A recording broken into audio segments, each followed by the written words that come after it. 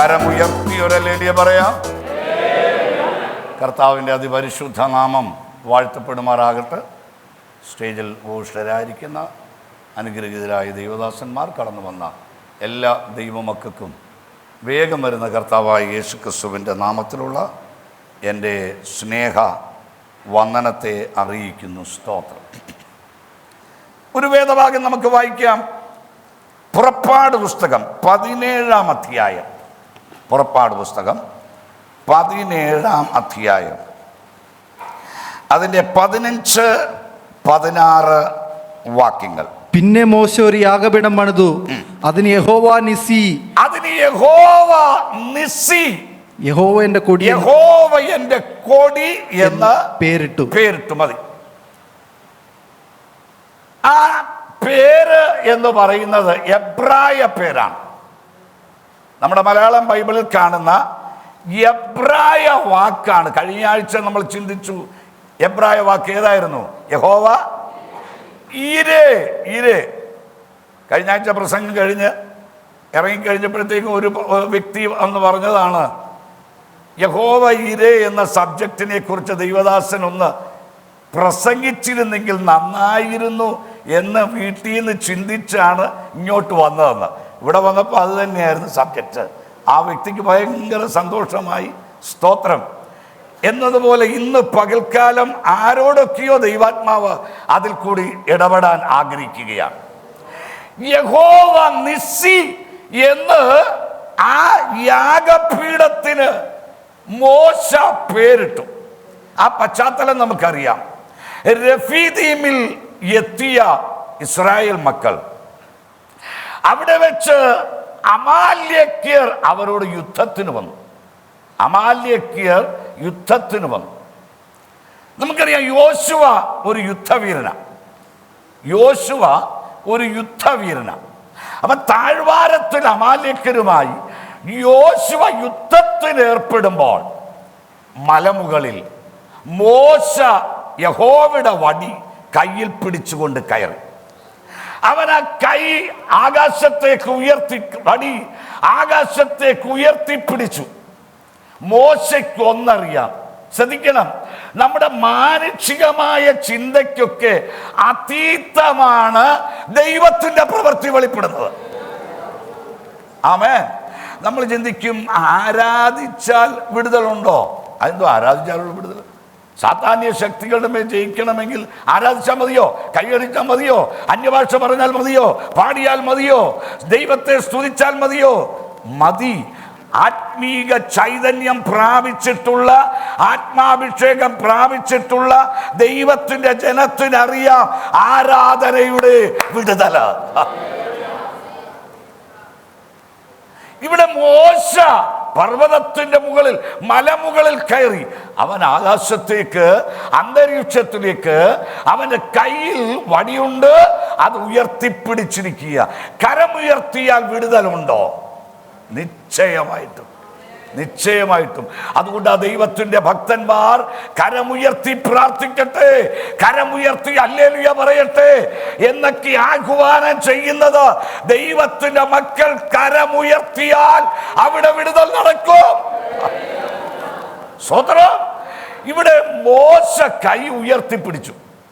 താഴ്വാരത്തിൽ യോശുവ യുദ്ധം ചെയ്യുകയാണ്. വാളും പരിചയും കുന്തവും ഒക്കെ ആയിട്ട് ആയുധങ്ങളുമായി യുദ്ധം ചെയ്യുക.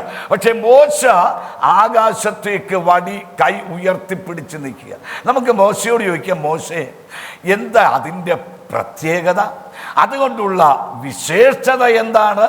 മോശ പറയും, താഴെ ആയുധം ഉപയോഗിച്ച് യുദ്ധം നടക്കുന്നെങ്കിലും ആ ശത്രു സൈന്യത്തിന്റെ ഒരു വ്യാപാരം അന്തരീക്ഷത്തിലുണ്ട്.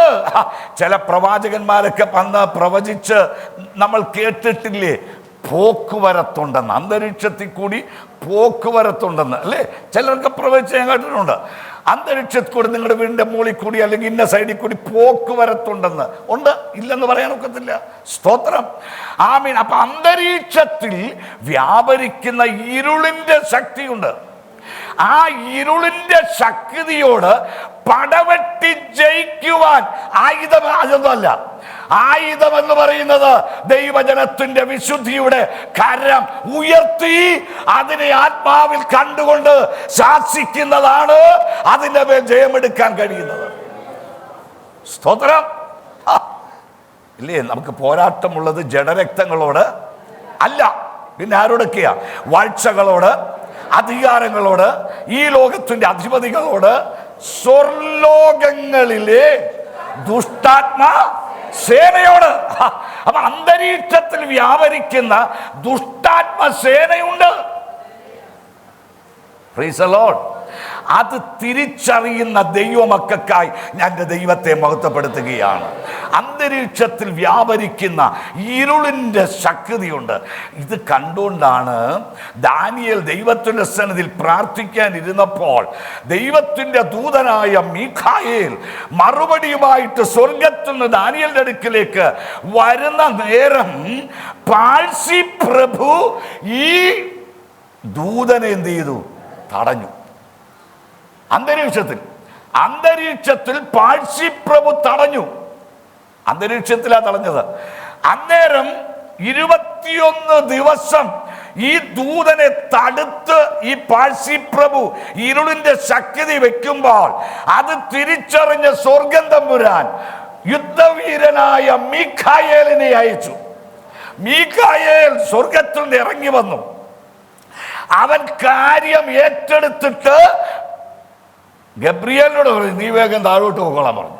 ദാനിയേലിന്റെ അടുക്കൽ മറുപടിയുമായി പൊക്കോളാൻ പറഞ്ഞു. ഗബ്രിയേൽ താഴെ മറുപടിയുമായിട്ട് ദാനിയേലിന്റെ അടുക്കൽ വന്നു. മറുപടി കൊടുത്ത ശേഷം ഗബ്രിയേൽ ഒരു കാര്യം പറയുന്നുണ്ട്. എൻ്റെ കൂട്ടുവേലക്കാരൻ സഹോദരനായ മീഖായേല് പാഴ്സി പ്രഭുവായിട്ട് യുദ്ധം ചെയ്തുകൊണ്ടിരിക്കുക, എനിക്കവനെ സഹായിക്കണം, അതുകൊണ്ട് ഞാനിതാ പോകുകയാണ് എന്ന് പറഞ്ഞ് ഗബ്രിയേൽ ദൂതൻ പോയി. പ്രിയ ദൈവത്തിന്റെ പൈതലേ, ആകാശത്തിൽ അന്തരീക്ഷത്തിൽ പൊരുതുന്ന ശക്തികളുണ്ട്, പോരാടി നിൽക്കുന്ന ഇരുളിന്റെ ശക്തികളുണ്ട്. അതിൻ്റെ മേൽ ജയമെടുക്കണമെങ്കിൽ ദൈവമക്കൾ വിശ്വാസത്തോടെ കരമുയർത്തുമ്പോൾ അന്തരീക്ഷത്തിൽ വ്യാപരിക്കുന്ന അന്ധകാര വ്യാപാരം, ഇരുളിന്റെ ശക്തികൾ മാറിപ്പോകാൻ ഇടയായി തീരും. ദൈവജന വിശ്വാസത്താൽ ആമേൻ, ഈ ശക്തിയെ കണ്ടുകൊണ്ട് നമുക്ക് പോരാടാം. Oh Jesus ഉടമന ഹസ്തലകൾ. അത് അന്തരീക്ഷത്തിൽ പോരാടുന്ന ഇരുളിന്റെ ശക്തിയുണ്ട്. അതിനെതിരെ പോരാടാനാണ് മോശ മലയുടെ മുകളിൽ കയറിയത്. സ്തോത്രം. ശ്രദ്ധിക്കണം, അവന്റെ കൈ ഉയർന്നിരുന്നാൽ താഴെ ജയമാ. യോശുവയ്ക്ക് ജയമാ. സ്തോത്രം. ഒരു ആത്മീയ അർത്ഥം കൂടെ അവിടുന്ന് ഞാൻ പറയട്ടെ. മലയുടെ മുകളിൽ നമ്മുടെ കർത്താവ് എപ്പോഴും കയറിപ്പോയത് പ്രാർത്ഥിപ്പാനാണ് കയറിപ്പോയത്. ഒലിവുമലയിലേക്ക് കൂടെ കർത്താവ് കയറാറുണ്ട്. മറ്റൊന്നിനുമല്ല, ആപ്പിൾ പറിക്കാനല്ല, പേറുവഴി പറിക്കാനല്ല, പ്രാർത്ഥിക്കാനായി കയറിപ്പോകുമായിരുന്നു. മോശ പ്രാർത്ഥിപ്പാൻ മലയുടെ മുകളിൽ കയറി നിൽക്കുമ്പോൾ അവന് ക്ഷീണം തട്ടുന്ന നേരത്ത്, കൈ തളരുന്ന സമയത്ത് അവന്റെ കൂടെ 2 പേരുടെ കയറി, അഹരോനും ഹൂരും. ഇവർ 2 പേരും എന്ത് ചെയ്തു? ഒരു കല്ലെടുത്ത് വെച്ച് ആ കല്ലിന്മേൽ മോശയെ ഇരുത്തിയച്ച് അവന്റെ കൈ അന്തരീക്ഷത്തിൽ ഉയർത്തിപ്പിടിച്ചിരിക്കുക, കൈ താഴരുത്. അതുകൊണ്ട് മോശയുടെ കൈ ഇവർ 2 പേരും, അഹരോൻ ഇപ്പുറത്തും ഹൂർ അപ്പുറത്തും നിന്നുകൊണ്ട് മോശയുടെ ഉയർത്തിയ കൈ എന്ത് ചെയ്തു? താങ്ങിയെന്ന്. എത്ര പേർക്ക് സന്തോഷമുണ്ട്? പ്രാർത്ഥനയുടെ കരം നീ കൊടുക്കാൻ തയ്യാറായാൽ ദൈവത്തിന്റെ പൈതലേ, സാത്താന്യ ശക്തിയുടെ മേൽ നിനക്ക് ജയമാ.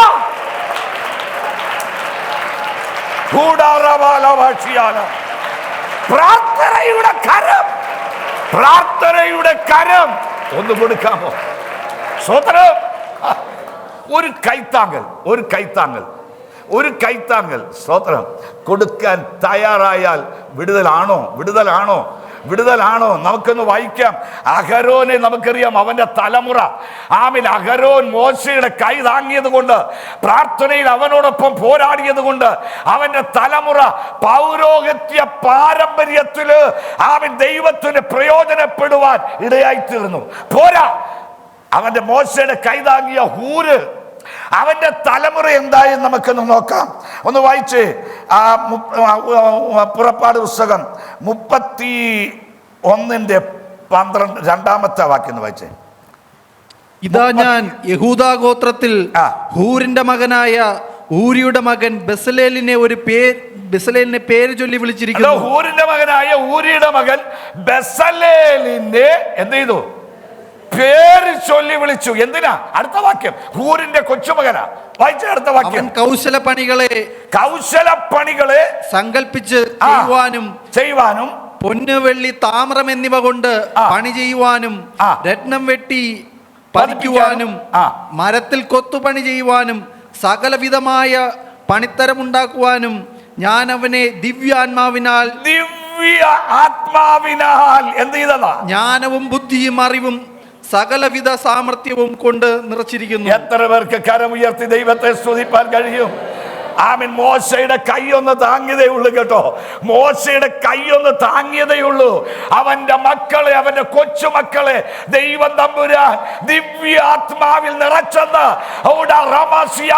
പ്രിയ മാതാവേ, പ്രിയ പിതാവേ, നീ ഒരു കൈത്താങ്ങൽ കൊടുത്താൽ നിന്റെ തലമുറ, നിന്റെ കൊച്ചുമക്കൾ ദൈവത്താൽ അനുഗ്രഹിക്കപ്പെടും.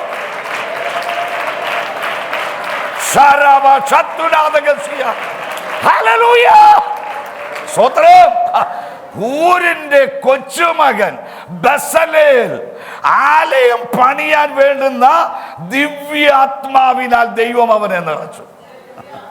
പ്രിയ ദൈവമക്കളെ, നമ്മൾ അനുഭവിക്കുന്ന ഈ നന്മകൾ നമ്മുടെ പൂർവ്വമാതാക്കൾ, പിതാക്കൾ ഒക്കെ കർത്താവിൻ്റെ ക്രൂശൊന്ന് ചുമന്നത് കൊണ്ടല്ലേ? സ്തോത്രം. നാം അത് ചുമന്ന, നമുക്കറിയാം, യേശുവിൻ്റെ ക്രൂശ് ചുമന്ന ഒരുവനുണ്ട്, കുറേനക്കാരനായ ശിമോൻ. അവൻ്റെ 2 മക്കൾ അലക്സാണ്ടറും റൂഫസും ദൈവം തമ്പുരാൻ അവരെ ഭൗമികമായും ആത്മീകമായും എന്ത് ചെയ്തെന്ന അനുഗ്രഹിച്ചുയർത്തി. സ്തോത്രം. അപ്പൊ ദൈവത്തെ സേവിപ്പാൻ ഒരു ചെറിയ കൈത്താങ്ങൽ കൊടുക്കാൻ നാം തയ്യാറായാൽ നമ്മുടെ തലമുറ അനുഗ്രഹിക്കപ്പെടും. ഞാൻ ഇന്ന് പകൽ ഒരു ദൂത് പറഞ്ഞ് ഞാൻ ആ ഭാഗം വിടാം. നമ്മുടെ തലമുറയ്ക്ക് വേണ്ടി നമ്മൾ പ്രാർത്ഥിച്ചുകൊണ്ടിരിക്കുക. നമ്മുടെ കുടുംബങ്ങളിലുള്ള തലമുറയ്ക്ക് വേണ്ടി, കുഞ്ഞുങ്ങൾക്ക് വേണ്ടിയൊക്കെ പ്രാർത്ഥിച്ചുകൊണ്ടിരിക്കുക. സ്തോത്രം. അവർ അനുഗ്രഹിക്കപ്പെടണമെങ്കിൽ, ദിവ്യാത്മാവിനാൽ നിറയപ്പെടണമെങ്കിൽ ഒറ്റ കാര്യം ചെയ്താൽ മതി. നീ ഒന്ന് പ്രാർത്ഥനയുടെ ഒരു കൈത്താങ്ങൽ ഒന്ന് കൊടുത്താൽ മതി. നിന്റെ തലമുറ നഷ്ടപ്പെട്ടു പോകത്തില്ല. കരം ഉയർത്തി ഒരു ഹല്ലേലൂയ പറ. സ്തോത്രം. ഞാൻ മടങ്ങി വരട്ടെ. ഇവിടെ ഈ താഴ്വാരത്തിൽ അമാലേക്യ ശക്തിയുമായി യോശുവ യുദ്ധം ചെയ്യുകയാണ്. അമാലേക്ക് എന്ന വാക്കിന്റെ അർത്ഥം ഫ്ലഷ് എന്നാണ്, ജഡം. അതിന്റെ അടുത്ത വാക്യം ഒന്ന് വായിച്ചേ, അവസാനത്തെ വാക്യം ഒന്ന് വായിച്ചേ. 17 യഹോവയുടെ സിംഹാസനത്താണ്, യഹോവയ്ക്ക് അമാലേക്കനോട് തലമുറയായി യുദ്ധമുണ്ടെന്ന് അവൻ പറഞ്ഞു. ഈ ജഡത്തോട് ദൈവത്തിന്റെ മക്കൾക്ക് എപ്പോഴൊക്കെയാ യുദ്ധം? തലമുറയായി എന്തുകൊണ്ടെന്ന് യുദ്ധമുണ്ട്. അതുകൊണ്ടാണ് പൗലോസ് അപ്പോസ്തലൻ പറയുന്നത്, ഞാൻ എൻ്റെ ജഡത്തെ നാൾതോറും എന്ത് ചെയ്യുന്ന ദണ്ഡിപ്പിച്ച് അടിമയാക്കുന്നു. ഈ ജഡം പൊങ്ങി വരും, ഫ്ലഷ് പൊങ്ങി വരും. ആമേൻ. ഈ ജഡത്തിന് പല ഇച്ഛകളുണ്ട്. നമുക്കറിയാം, സാധു കൊച്ചുകുഞ്ഞുപദേശി അദ്ദേഹത്തിൻ്റെ ജീവചരിത്രത്തിൽ എഴുതിയിരിക്കുന്നത് ഞാൻ വായിച്ചിട്ടുണ്ട്. ആമേൻ. സ്തോത്രം. ഉപദേശി ആ സുവിശേഷ അർത്ഥം സഞ്ചിയൊക്കെ തൂക്കിയിട്ട് ഇങ്ങനെ ബൈബിളും ഒക്കെ വെച്ച് ട്രാക്ടറൊക്കെ ആയിട്ട് തെരുവീതിയിൽ കൂടി ഇങ്ങനെ നടന്നു പോകുമ്പോൾ അദ്ദേഹം, അന്നത്തെ കാലം സാമ്പത്തികം വളരെ തുലോം കുറവായിരിക്കുന്ന കാലം. ഇദ്ദേഹം നടന്നു പോകുമ്പോൾ ഒരു മാടക്കട എന്ന് പറഞ്ഞാൽ അറിയാമല്ലോ, പണ്ടുള്ളവർക്കറിയാം മാടക്കട എന്ന് പറഞ്ഞാൽ. അതായത് 2-3 കൊലയൊക്കെ തൂക്കിയിട്ട് 2-3 കുപ്പിക്കകത്ത് കുറേ മുട്ടായിയൊക്കെ വെച്ച് കപ്പലണ്ടിയൊക്കെ വെച്ച് ആ സൈഡിൽ ഒരു 2 ബെഞ്ചും പിടിച്ചിട്ട് ഇങ്ങനെ നോക്കിയിരിക്കുന്നതാണ് മാടക്കട. ഈ മാടക്കടയുടെ മുന്നിൽ കൂടെ പോയപ്പോൾ ഈ മാടക്കടയിൽ ഒരു കൊല എന്തോന്നറിയാം, പൂവൻ കൊല തൂങ്ങിക്കിടക്കുക. ഇത് കണ്ടപ്പോൾ ഈ സാധു കൊച്ചുകുഞ്ഞുപദേശിയുടെ വായിൽ വെള്ളം മുറി. ഒരു പഴം കിട്ടിയാൽ കൊള്ളാവുന്ന ഒരാഗ്രഹം, പക്ഷെ കയ്യിൽ ഒറ്റ പൈസ ഇല്ല. ഇദ്ദേഹം ഈ കൊലയെ നോക്കിക്കൊണ്ട് പഴം കിട്ടിയാൽ കൊള്ളാം അല്ലേ. നമ്മുടെ ആൾക്കാർക്കൊക്കെ ഉണ്ടല്ലോ ഈ തുണിക്കടയിൽ അമ്മ മിടുക്കര. ഈ യാക്കോബിനെ പോലെ യാക്കോബ് എന്ത് ചെയ്യുന്നറിയാമോ, ഈ ഏശാവ് വേട്ടയാടി ക്ഷീണിച്ച് തളർന്നു വരിക, വേർത്ത് കുളിച്ചു വരിക. യാക്കോബ് ഒരു പായസം വെച്ചെന്ന്, എന്തോ വെച്ചെന്ന്, ഒരു പായസം വെച്ചെന്ന്. എന്തോ പായസത്തിൻ്റെ കളർ അറിയാം. നമ്മളൊക്കെ സാധാരണ വെള്ള പായസം കുടിച്ചിട്ടുണ്ട്, കറുത്ത പായസം കുടിച്ചിട്ടുണ്ട്, അല്ലെ ബ്രൗൺ കളറിലുള്ള പായസം കുടിച്ചിട്ടുണ്ട്. ഈ യാക്കോബ് വെച്ച പായസത്തിൻ്റെ കളർ എന്താണെന്നറിയാം, ചുമന്ന കളറിലുള്ള പായസം. ഇവൻ ഈ പായസത്തിനകത്തോട്ട് കുറച്ച് കളറൂടെ കലക്കിയും ഒഴിച്ചു, ചുമന്ന കളർ. എന്തിനാണെന്നറിയാം, ഈ ഏശാവിന് ഇഷ്ടം ചുവപ്പിനോടാ. അയ്യോ, നമ്മുടെ ചില സഹോദരിമാർക്ക് ചുവപ്പിനോട് എന്തോ ഒരു ഇഷ്ടമാണെന്നറിയാം, കളറിനോട് എന്തോ ഒരു ഇഷ്ടമാണ്. ഞാൻ പലപ്പോഴും പറയാറുണ്ട്, വെള്ളയിട്ട് വരണം എന്ന് പറഞ്ഞാലും ചിലർക്കൊക്കെ ഈ കളറിനോട് ഭയങ്കര, അതങ്ങനെ ലോക സഹജമാണ് കേട്ടോ. അതാ ഞാൻ കുറ്റം പറയുന്നില്ല, ലോക സഹജമാണ്. ഈ കടക്കാരും മിടുക്കരാ. അതുകൊണ്ട് അവന്മാരെന്തറിയാം, ചില സാരിയും ചില ചൂരിദാറും ഒക്കെ നല്ല കളറുള്ളതെടുത്ത് ഫ്രണ്ടിൽ ഇങ്ങനെ തൂക്കിയിടും. ഇത് കാണുമ്പം അങ്ങ് തന്നെ കാലങ്ങോട്ടങ്ങ് പൊക്കോളും. സ്വോത്രം, അവർ മിടുക്കരാ, അവർക്ക് ബിസിനസ് ആണല്ലോ വിഷയം. യാക്കോബ് മിടുക്കരാ. അവനെന്ത് ചെയ്ത് ഈ പായസത്തിൽ ചുമപ്പ് കളറങ്ങ് ചേർത്തു, അതിങ്ങനെ കലക്കി വെച്ചിരിക്കുക. കൂടെ 2 ഏലക്കായുടെ പൊടിച്ചു കൂടുതലിട്ടു മണം കിട്ടാൻ. ശേഷാവ് മണം പിടിച്ച് ഇവൻ്റെ അടുക്കലെത്തി. എന്താ പറയടാ, ആ പായസത്തെ കുറേ എനിക്ക് തരാമല്ലോ അച്ഛാ. യാക്കോബ് മനസ്സിൽ പറഞ്ഞാണ്, എൻ്റെ പൊന്നച്ചാച്ച, ഈ ഉരുളിക്കകത്തിരിക്കുന്ന പായസം മുഴുവൻ എനിക്ക് ഒരു തുള്ളി വേണ്ട, ഇത് മുഴുവൻ അച്ചാച്ചന് വേണ്ടി ഞാൻ ഉണ്ടാക്കിയതാ. അവൻ്റെ മനസ്സിൽ പറഞ്ഞു കാണും. പക്ഷെ ഒരു കാര്യം, അവൻ്റെ പോക്കറ്റിൽ നിന്ന് ഒരു പേപ്പർ ചുരുട്ടി വെച്ചിരിക്കുകയായിരുന്നു, അതിങ്ങ് എടുത്തു. എന്തോന്നറിയോ, 50 രൂപ പത്രം. വേദപുസ്തകത്തിൽ അങ്ങനെ ഇല്ല, പത്രം എഴുതി വെച്ചിരിക്കുക. പേനയും കൂടെ കൊടുത്തു, ഇതിൻ്റെ അടിയിലോട്ട് ഒപ്പിട്ടേക്കാൻ പറഞ്ഞു. എന്തുവാ, ജ്യേഷ്ഠാവകാശം നിനക്ക് വിറ്റിരിക്കുന്നു, ഈ പായസം തരാം. ഇവന് പായസം മതി. എന്തോ ജ്യേഷ്ഠാവകാശമാ, ഇവൻ ഈ പായസം മതി. ശ്രദ്ധിച്ചേ, ഇവന് ജ്യേഷ്ഠാവകാശം ഒരു വിഷയമല്ല, ആരാധന ഒരു വിഷയമേ അല്ല. സ്തോത്രം. എന്തോ ആരാധന ഒരു വിഷയമേ അല്ല, ജ്യേഷ്ഠാവകാശം ഒരു വിഷയമേ അല്ല. അവന് വേണ്ടിയത് ചുവന്ന പായസമാണ്. ഏശാവ് ഒപ്പിട്ട് കൊടുത്തു, എനിക്ക് ജ്യേഷ്ഠാവകാശം വേണ്ട, ഇതാ നിനക്കൊക്കെ തന്നേക്കാൻ പറഞ്ഞു. ഇവൻ ആ ഉരുളിയോടെ എടുത്ത് ഏശാവിൻ്റെ മുമ്പിൽ വെച്ച് കൊടുത്ത് കുടിച്ചോളാൻ പറഞ്ഞു. അവിടെ വായിക്കുന്നത്, എബ്രായ ലേഖനത്തിൽ വായിക്കുന്നത്, പിന്നത്തേതിൽ കണ്ണുനീരോടെ യാചിച്ചിട്ടും ദൈവമക്കളെ നഷ്ടപ്പെടുത്തരുത്. ഒരു ഊണിന്റെ മുമ്പിൽ ജ്യേഷ്ഠാവകാശം നഷ്ടപ്പാക്കിയ ഏശാവിനെ പോലെ അപകൃതനോ ആയിത്തീരുവാനിടവരരുത്. സ്വതന്ത്രം. നിസ്സാര കാര്യത്തിന്റെ മുമ്പിൽ ദൈവം നമുക്ക് നൽകിയ പദവിയെ, ഈ ഭാഗ്യകരമായ അവസ്ഥയെ തച്ചുടക്കല്ലേ.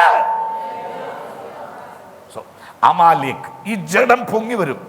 ജഡത്തിന് ഇച്ഛകളുണ്ടെന്ന് ഈ സാധു കൊച്ചുപദേശം ഇങ്ങനെ പോവുക നടന്ന്. ഈ പൂവമ്പഴം ഒരെണ്ണം കിട്ടിയാൽ കൊള്ളാം എന്നൊരു ആഗ്രഹം. പൂവമ്പഴം കിട്ടും. അപ്പം ഇങ്ങനെ നടന്നു പോയപ്പോഴത്തേക്കും പൂവമ്പഴത്തെ നോക്കിയല്ലേ നടക്കുന്നത്, റോഡിൽ നോക്കിയില്ല, പൂവമ്പഴത്തെ നോക്കി, ആ കൊല നോക്കിയാണ് നടന്നത്. ഇദ്ദേഹത്തിൻ്റെ കാല് അവിടെ ആരോ പണമുള്ള വ്യക്തി പൂവമ്പഴം വാങ്ങിച്ച് തിന്നേച്ച് കഴിച്ചേച്ച് അതിൻ്റെ തോലി റോഡിൽ എങ്ങനെ ഇട്ടിരുന്നു. അപ്പോൾ ഈ സാധു കൊച്ചുപദേശി ഈ തൊലിയെ ചവിട്ടി തെന്നി അടിച്ച് താഴെ വീണു. അദ്ദേഹം ചരിത്ര പുസ്തകത്തിൽ എഴുതിയിരിക്കുന്ന എങ്ങനെയാ, എടാ കൊച്ചുകുഞ്ഞെ നീ അവിടെ കിടയടാ, നിനക്കല്ലേ ആഗ്രഹം ആ പഴം വേണമെന്നുള്ളത്, നീ അവിടെ കിടയടാ. അദ്ദേഹം പറഞ്ഞിരിക്കുക, എടാ കൊച്ചുകുഞ്ഞെ നീ അവിടെ കിടയടാ. കണ്ടോ? സ്തോത്രം. പ്രിയ ദൈവത്തിൻ്റെ മക്കളെ, ഈ ജഡത്തിൻ്റെ ഇച്ഛകൾ പൊങ്ങി വരും, ആഗ്രഹങ്ങൾ പൊങ്ങി വരും. അതിനെ നാം എന്ത് ചെയ്യണം? ദണ്ണിപ്പിച്ച് അടിമയാക്കണം. സ്തോത്രം. ഈ ജഡത്തിൻ്റെ ഇച്ഛകളെ നാം അടിമയാക്കണം. ഒരിക്കലും നമ്മുടെ ജഡത്തിന്റെ ആഗ്രഹം ഉയർന്നു വരാൻ ഇടയാകരുത്. സ്തോത്രം. ജഡത്തിന്റെ സ്വഭാവം ആത്മാവിന്റെ സ്വഭാവത്തിന് എതിരാണ്, ഓപ്പോസിറ്റാണ്. നമുക്ക് ആത്മാവിന്റെ സ്വഭാവമുള്ളവരായി തീരാൻ ഞാൻ മടങ്ങി വരട്ടെ. സ്തോത്രം. ഇവിടെ വായിക്കുന്നു, മോശ ആ യാഗപീഠം പണിതു. ആ യാഗപീഠത്തിനൊരു പേരിട്ടു, യഹോവ നിസി. എന്നതാ അതിൻ്റെ അർത്ഥം? യഹോവ എൻ്റെ കൊടി. യഹോവ ഈസ് മൈ ബാനർ. യഹോവ ഈസ് മൈ ബാനർ. എന്തിൻ്റെ കൊടിയാ? നമുക്കൊന്നിനൊരു വാക്യം പെട്ടെന്ന് വായിച്ച് നിർത്താം. 20-ാം സങ്കീർത്തനം 5-ാമത്തെ വാക്യം. 20-ാം സങ്കീർത്തനം 5-ാമത്തെ വാക്യം. ഞങ്ങൾ നിന്റെ ജയത്തിൽ ഘോഷിച്ചുല്ലസിക്കും. ഞങ്ങളുടെ ദൈവത്തിന്റെ നാമത്തിൽ കൊടി ഉയർത്തും. അങ്ങനെയെങ്കിൽ ഇന്ന് പകൽക്കാലം ദൈവത്തിന്റെ പൈതല് പരാജയത്തിന്റെ കൊടിയല്ല, തോൽവിയുടെ കൊടിയല്ല, ജയത്തിന്റെ കൊടി ദൈവത്തിന്റെ നാമത്തിൽ ഉയർത്താൻ നമുക്കിടയായി തീരട്ടെ. സ്തോത്രം. യഹോവ നിന്റെ അതിനെ നമ്മളെ 60-ാം അധ്യായം എടുത്ത് 60-ാം സങ്കീർത്തനം 4-ാം വാക്യം ഒന്ന് വായിച്ചേ. സത്യനിമിത്തം ഉയർത്തേണ്ടതിന്. സത്യനിമിത്തം ഉയർത്തേണ്ടതിന് നീ നിന്റെ ഭക്തന്മാർക്ക് ഒരു കൊടി നൽകിയിരിക്കുന്നു. ഒരു കൊടി നൽകിയിരിക്കുകയാണെന്ന്. എന്തിനാ? സത്യനിമിത്തം ഉയർത്തേണ്ടതിന് അവൻ നമുക്കൊരു കൊടി നൽകിയിരിക്കുക. പരാജയത്തിന്റെ കൊടിയല്ല കേട്ടോ, തോൽവിയുടെ കൊടിയല്ല. നിന്റെ കുടുംബ ജീവിതത്തിനകത്ത്, നിന്റെ ശുശ്രൂഷ വേളയ്ക്കകത്ത്, നിന്റെ ഔദ്യോഗിക മണ്ഡലത്തില് പലരും നിന്റെ പരാജയം കാണാൻ നോക്കി നിൽക്കുമ്പോൾ, ഇല്ലില്ല, പരാജയത്തിന്റെ കൊടിയല്ലോ, ജയത്തിന്റെ കൊടി ഉയർത്തുന്നു. ഗീതമെടുക്കാം. ഉത്തമഗീതം 2:4 വാക്യം. 2-ാം അധ്യായം 4-ാം വാക്യം. അവൻ എന്നെ വീഞ്ഞു വീട്ടിലേക്ക് കൂട്ടിക്കൊണ്ടു ചെന്നു. എന്റെ മീതെ അവൻ പിടിച്ചിരുന്ന കൊടി സ്നേഹമായിരുന്നു. സ്നേഹത്തിന്റെ കൊടി. എന്റെ മീതെ പിടിച്ചിരുന്ന കൊടി സ്നേഹത്തിന്റെ കൊടി. എവിടേക്ക് കൊണ്ടുപോയതാ? അവൻ എന്നെ എവിടേക്ക് കൊണ്ടുപോയതാ? വീഞ്ഞു വീട്ടിലേക്ക്. അതായത് ആത്മാവാകുന്ന ദൈവത്തിന്റെ പരിശുദ്ധാത്മാവാകുന്ന വീഞ്ഞു വീട്ടിൽ വരുന്ന ഏതൊരു വ്യക്തിക്കും സ്നേഹത്തിന്റെ കൊടി അവൻ നമ്മുടെ തലയ്ക്ക് മീതെ ഉയർത്തുന്നവനാ. പോരാ, നമുക്ക് യെശയ്യാ പ്രവാചകന്റെ പുസ്തകം എടുക്കാം. 11-ാം അധ്യായം 10-ാം വാക്യം. യെശയ്യാവ് 11:10. അന്നാളിൽ ഇശായി വേരായവനെ ജാതികൾ അന്വേഷിച്ചു വരും. അവന്റെ വിശ്രമ സ്ഥലം മഹത്വമുള്ളതായിരിക്കും.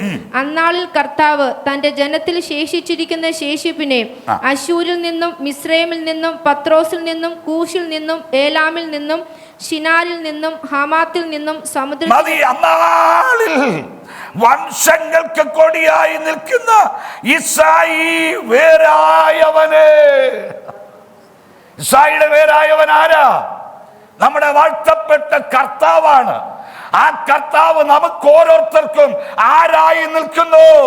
ജയത്തിന്റെ കൊടിയായി അവൻ നിൽക്കുകയാണ്. പോരാ, ഒരു വാക്യം കൂടെ വായിച്ച് നമുക്ക് അവസാനിപ്പിക്കാം. യെശയ്യാ പ്രവചനം 31:9 വാക്യം. 31:9. ഭീതി ഹേതുവായി അവരുടെ പാറ പൊയ്പോകും. അവരുടെ പ്രഭുക്കന്മാർ കൊടി കണ്ട് നടുങ്ങിപ്പോകും എന്ന് സിയോനിൽ തീയും. അവരുടെ പ്രഭുക്കന്മാർ കൊടി കണ്ട് എന്തോ നടുങ്ങിപ്പോകും. ഇന്ന് പകൽക്കാലം ദൈവ പൈതലേ, നീ ഉയർത്തുന്ന ജയത്തിന്റെ കൊടി കണ്ട് ശത്രു പാളയത്തിൽ നടുക്കമിടിവിപ്പിക്കാൻ നമ്മുടെ ദൈവശക്തനാ. ഒരു നിമിഷം ദൈവത്തോട് പറ, അതേ കർത്താവേ, പരാജയത്തിന്റെ കൊടിയല്ല, തോൽവിയുടെ കൊടിയല്ല, ജയത്തിന്റെ കൊടി ഉയർത്തി. അതെ, ഇന്ന് പകൽക്കാലം അവൻ ശത്രുവിന്മേൽ ഞാൻ ജയമെടുക്കുകയാണെന്ന് പറയത്തക്കവണ്ണം നമുക്കിടയായി തീരട്ടെ. വൈഡമനാഥകൾ കടുത്തനമ്മേ ഓ ഉത്തരവച്ചല വൈഡല മൗടെ.